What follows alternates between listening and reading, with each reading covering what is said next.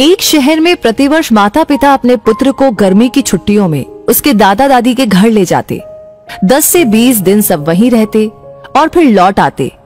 ऐसा प्रति वर्ष चलता रहा। बालक थोड़ा बड़ा हो गया। एक दिन उसने अपने माता पिता से कहा कि अब मैं अकेला भी दादी के घर जा सकता हूँ, तो आप मुझे अकेले को दादी के घर जाने दो।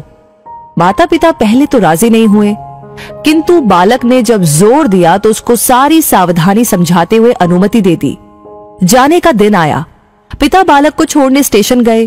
ट्रेन में उसको उसकी सीट पर बिठाया, फिर बाहर आकर खिड़की में से उससे बात की, उसको सारी सावधानियां फिर से समझाई। बालक ने कहा कि मुझे सब याद है, आप चिंता मत करो। ट्रेन को सिग्नल मिला, विसिल लगी, तब पिता ने एक लिफाफा पुत्र को दिया और कहा कि बेटा, अगर रास्ते में तुझे डर लगे तो ये लिफाफा खोलकर इसमें जो लिखा है उसको पढ़ना।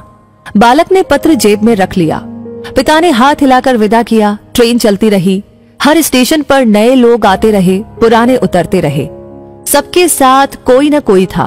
अब बालक को अकेलापन लगने लगा। अगले स्टेशन पर ट्रेन में ऐसी शख्सियत आई जिसका चेहरा बहुत ही भयानक था। बालक पहली बार बिना माता पिता के, बिना किसी सहयोगी के यात्रा कर रहा था। उसने अपनी आंखें बंद करके सोने का प्रयास किया, परंतु बार बार वो भयानक चेहरा उसकी आंखों के सामने घूमने लगा। बालक भयभीत हो गया, रुआंसा हो गया। तब उसको पिता की चिट्ठी याद आई। उसने जेब में हाथ डाला, हाथ कांप रहा था। पत्र निकाला, लिफाफा खोला और पढ़ा। पिता ने लिखा था, तू डरना मत, मैं पास वाले कंपार्टमेंट में ही हूँ, इस गाड़ी में बैठा हूँ। बालक का चेहरा खिल उठा। सारा डर काफूर हो गया।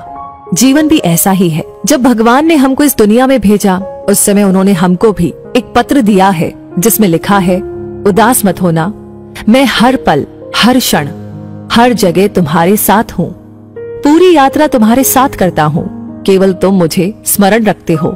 सच्चे मन से याद करना, मैं एक पल में आ जाऊंगा। इसलिए चिंता नहीं करना, घबराना नहीं, हताश नहीं होना। चिंता करने से मानसिक और शारीरिक दोनों स्वास्थ्य प्रभावित होते हैं। परमात्मा पर, प्रभु पर, अपने इष्ट पर हर क्षण विश्वास रखे। वो हमेशा हमारे साथ है, हमारी पूरी यात्रा के दौरान, अंतिम सांस तक। बस इसी एक एहसास को ही कायम रखने का प्रयास करते रहना है। सब कुछ उस परमात्मा पर छोड़ दे जिसकी मर्जी के बिना एक पत्ता भी नहीं हिल सकता।